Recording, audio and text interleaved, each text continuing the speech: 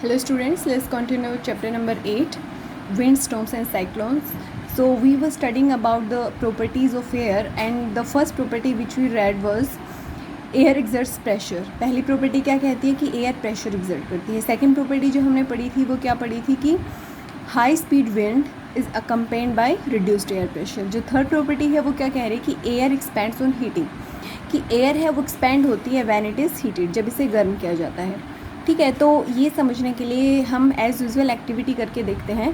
तो इस एक्टिविटी में हम क्या करेंगे, एक बॉइलिंग ट्यूब लेंगे. ठीक है, और इस बॉइलिंग ट्यूब के एक एंड के ऊपर हम बलून को अटैच कर देंगे. इसको फिक्स करने के लिए टेप वगैरह भी लगा सकते हैं, लेकिन बलून इतना इलास्टिक होता है कि it will be tight enough. ठीक है, तो हम क्या करेंगे, हम अलग अलग बीकर्स मिल लेंगे और उनके अंदर एक जो बीकर है उसके अंदर हम हॉट वाटर लेंगे, एक के अंदर आइस कोल्ड वाटर लेंगे, एक के अंदर नॉर्मल वाटर रहेगा. ठीक है, तो हम क्या करेंगे, सबसे पहले ये जो बीकर है, जो बॉइलिंग ट्यूब है हमारी, इसको हम हॉट वाटर के अंदर डालते हैं. जब हम हॉट वाटर के अंदर डालेंगे इसको, तो हम देखते हैं कि ये जो बलून है वो क्या हो जाता है, इन्फ्लेट हो जाता है, फूल जाता है. ठीक है, सेकंड, अगर हम इसको नॉर्मल वाटर में डालेंगे रूम टेम्परेचर के ऊपर, जब हम इसको रखते हैं पूरे सेटअप को, तो ये दोबारा से अपनी नॉर्मल पोजीशन में आ जाता है. ठीक है, और जो थर्ड है, जब हम इसको आइस कोल्ड वाटर में डालते हैं तो ये एकदम बिल्कुल ही रिड्यूस हो जाएगा अपने साइज़ में और कुछ इस तरीके का दिखेगा. ठीक है, तो इस प्रॉपर्टी से हमें क्या पता चला, इस प्रॉपर्टी से हमें ये पता चला है कि जब हॉट वाटर के अंदर हमने डाला था तो क्या थी, एयर जो है वो यहाँ पर वो क्या हो गई थी, गर्म हो गई थी. गर्म होने के बाद वो क्या होगी, एक्सपैंड हो गई, और जो हमारा बलून है वो भी क्या हो गया, इन्फ्लेट हो गया. ठीक है, नॉर्मल में क्या होता है, दोबारा से जो, क्योंकि हमें पता है हीट की प्रॉपर्टी वो क्या करती है, हायर हॉटर टू कोल्ड के अंदर क्या हो जाती है, फ्लो हो जाती है, तो दोबारा से अपनी नॉर्मल पोजीशन में आ जाएगा. और जो थर्ड है उसके अंदर क्या है कि आइस कोल्ड वाटर, मतलब यहाँ पर एयर वो कोल्ड हो गई है, और कोल्ड एयर क्या करती है, वो रिड्यूस हो जाती है, एक्सपेंड नहीं करती, अपोजिट हो जाता है यहाँ पर. तो इस एक्टिविटी से हमें पता चल रहा है, प्रूव हो रहा है कि air expends on heating. Let us do another activity. इस एक्टिविटी में हम क्या करते हैं, 2 पेपर बैग्स लेंगे, और पेपर बैग कुछ जो पेपर बैग जो हम ले रहे हैं, दो, उनका सेटअप कुछ इस तरीके से करेंगे. हम एक रोड के साथ इसको अटैच कर देंगे और बीच में बैलेंसिंग स्ट्रिप लगा देंगे, और दोनों एंड्स के ऊपर इक्वल डिस्टेंसेस के ऊपर हम क्या करेंगे, 2 पेपर बैग लेंगे. अब हम क्या करेंगे, एक पेपर बैग के नीचे कैंडल को बर्न करेंगे. कैंडल जो बर्न होगी, इससे क्या होगा, इसके ऊपर की जो एयर है वो गर्म हो जाएगी, और हीटिंग की थोड़ी देर बाद में हम देखते हैं कि जब ये एयर ऊपर की हीट हो जाती है, तो ये वाला जो पेपर बैग है, suppose this is paper bag A, तो ये क्या करेगा, ये राइज अप हो जाएगा, और ये वाला जो पेपर बैग है ये डाउन हो जाएगा. बैलेंसिंग में जो बैलेंस है यहाँ पर हमें ईजिली ये विजिबल होगा. तो इससे भी क्या प्रूव होता है कि वार्म एयर जो है राइजेस, ऊपर उठती है, और ये क्या करती है, ये इस पेपर बैग को एक्सपैंड ऊपर की तरफ ऊपर कर देती है. इसका मतलब ये प्रूव होता है कि air expands on heating, and जो वार्म एयर है वो हमेशा ऊपर की तरफ उठती है. आपने देखा भी होगा, स्मोक है, स्मोक हमेशा ही क्या करता है, ऊपर की तरफ उठता है. On heating the air expands and occupies more space, ज़्यादा जगह लेगा, एक्सपेंड करेगा, तो सीधी सी एक्सपेंड का मतलब क्या होता है, फैलना, तो obviously it will occupy more space. When the same thing occupies more space it becomes lighter. और अगर कोई चीज़ ज़्यादा, वही चीज़ अगर वो ज़्यादा स्पेस ले रही है तो लाइट हो जाएगी.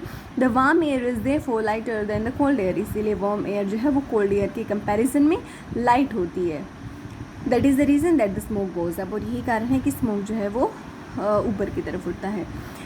मैंने ये आपको लास्ट क्लास में भी बताया था क्या होता है, जैसे वार्म एयर है वो लाइट होती है, तो लाइटर होने की वजह से वो ऊपर की तरफ उठेगी, तो वहाँ पर ये वाली जगह है, वहाँ पर क्या हो जाएगा, प्रेशर रिड्यूस हो जाएगा, लोअर प्रेशर क्रिएट हो जाएगा, और उस जगह को कवर करने के लिए आसपास से कोल्ड एयर वहाँ पर आएगी, क्योंकि कोल्ड एयर इज़ हैवियर, तो वो आराम से नीचे आ जाएगी, और ये जो साइकिल है वो चलती रहती है. इसको हम कन्वेक्शन एयर भी बोलते हैं. ठीक है, next is wind currents are generated due to uneven heating of on the earth. क्योंकि विंड करंट्स क्यों जनरेट होती हैं, हवाएं क्यों चलती हैं, क्योंकि जो हमारी अर्थ है वो अनइवनली हीटिंग हो रही है, मतलब कहीं ज़्यादा हीटिंग हो रही है, कहीं कम हीटिंग हो रही है।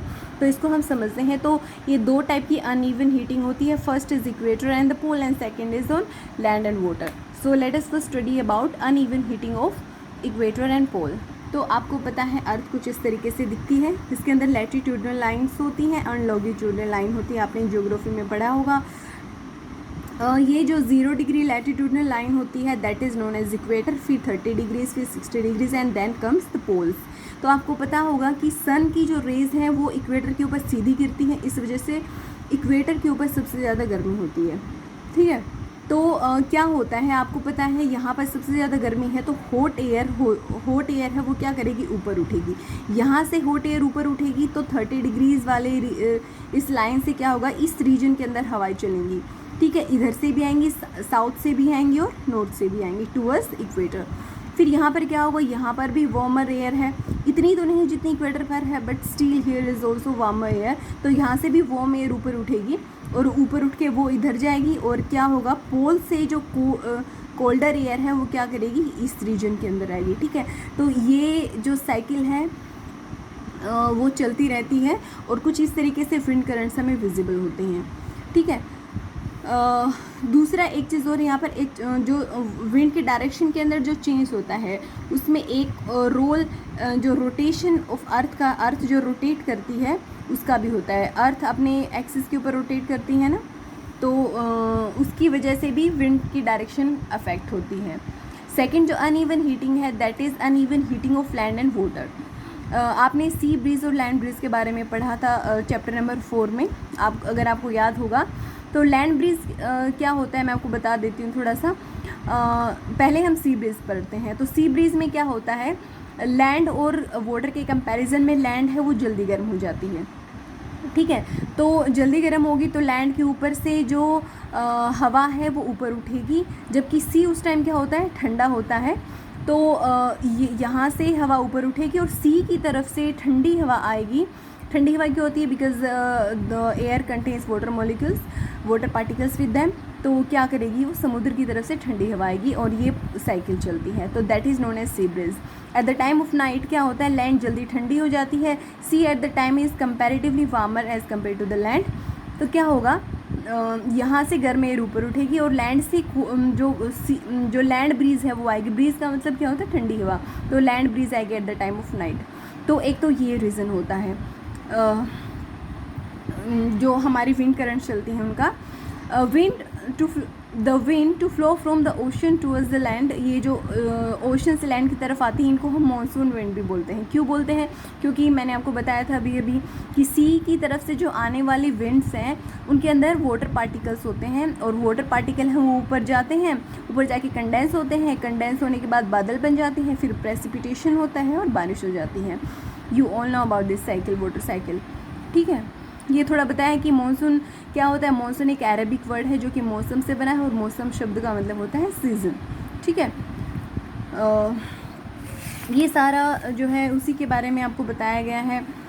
What is the role of air in life. हमें पता है कि जो एग्रीकल्चर है, the whole agriculture sector depends on air, on rain, बहुत ज़्यादा डिपेंड करता है, ठीक है। ये आपको समर के अंदर जो विंड की डायरेक्शन होती है, देखो समर के अंदर किधर से आती है, समर के अंदर गर्मी में क्या होता है, मानसून आता है। मानसून कब आता है, अभी ये मैंने आपको पढ़ाया था, जब सी की तरफ से हवाएं चलती हैं और हवाएं जो करंट्स होती हैं वो इस तरीके से चलती हैं।